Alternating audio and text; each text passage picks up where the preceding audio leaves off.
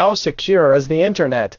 It's a question that won't go away. A study that was done there in 2003 and was propagated in this book that I leave the reference to you, Sex Offenders and the Internet, which was published there in 2007. It brings a very interesting approach from the investigative point of view, and that you can see that nowadays, even though this study was developed back in 2013 and we are in 2022, things haven't changed that much. In fact, what ended up happening over that time was that we had more fans of the digital environment. So, not everyone who uses the internet does so innocently. Not every internet user is going to be innocent. And that's what it brings right away, which I highlighted here. In this experiment, in this study they did, they basically made several hyperlinks and made them available on the network to monitor and see what people were more likely to do. So they left links to download legally available freeware software, downloaded well-known games, like Tomb Raider. At that time it made more sense that game, which are copyrighted but commercially protected, softcore type porn,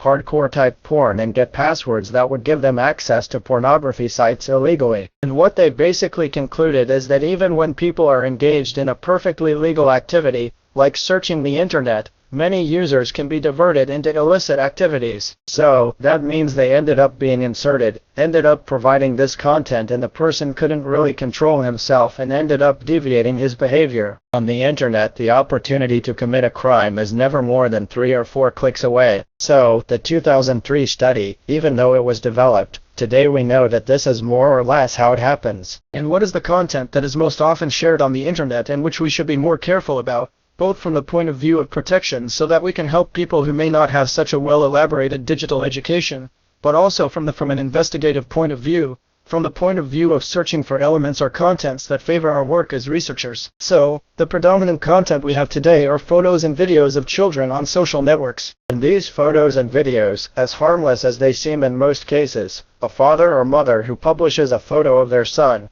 of their daughter in bathing suits, for example, a bikini wearing an iota, a Speedo, what is on the network, we don't know who will be on the other side viewing that content. From a criminal who has some propensity, some disease, pedophilia, for example, this can be a big problem, because we don't know how he will consume that content. So it's really important to be careful when sharing. And if it's shared, if you need to do some research, you have a range of places to look. And it is also important to emphasize that not necessarily all the content you are going to work on will be explicit material. You may find content that is harmless from a point of view, but again, for those who have evil in their minds, this can be a full plate. So, from a commercial point of view for that individual, he may end up marketing and selling confidential material, child pornography, to other people in networks. Intimate relations content for intimidation. Here I even put the famous revenge porn, so couples who end up filming or photographing their sexual acts, or even sharing some more intimate photo,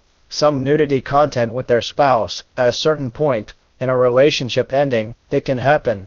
Sometimes the famous revenge porn. Or also, in the case of leaks of these videos or images, a criminal can try to extort the victim, and threaten to put that image on the network so that the person feels intimidated and does what that individual wants. Sexual content from public places like buses and subways, for example. Here I even counted the abuses on buses. We end up finding a lot of material and investigative work of people who suffered some type of abuse. We talk a lot here about situations in which the victims, who are usually women, are standing inside public transport and someone is rubbing, touching the person and someone else is filming. Or even if, when there is no touch, that individual may be filming the intimate parts, or filming underskirts, miniskirts. And children's content can be from parents who share networks, even if unintentionally, which is the situation I mentioned earlier. Places such as beaches, pools, and other content that may be from naturist beaches. What content is typically shared? Photos of a small child on a public beach, which can be exploited by a malicious agent, by a sex offender. And even though this content may not bring trauma to that child or trauma to that family, because normally the family will not know, it is very common for the family not to be aware of it,